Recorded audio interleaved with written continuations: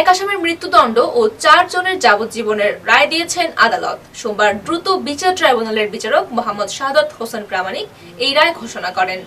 আদালতের স্পেশাল পিপি সরোয়ার আহমেদ চৌধুরী আবদাল রায়ের বিষয়টি নিশ্চিত করেছেন। মৃত্যুদণ্ডপ্রাপ্ত আসামি রিপন পাল মৌলভীবাজার জেলার সদর উপজেলার মনোহরকোনা গ্রামের মৃত রবীন্দ্র কুমার পালের ছেলে। এছাড়া যাবজ্জীবন দণ্ডপ্রাপ্তরা হলেন একই গ্রামের যোগেন্দ্র পালের ছেলে বিমল পাল, মৃত রবীন্দ্র কুমার পালের ছেলে উত্তম পাল, অনিল চন্দ্র পালের ছেলে আশিস পাল ও মৃত তারণ পালের ছেলে চিত্তরঞ্জন পাল।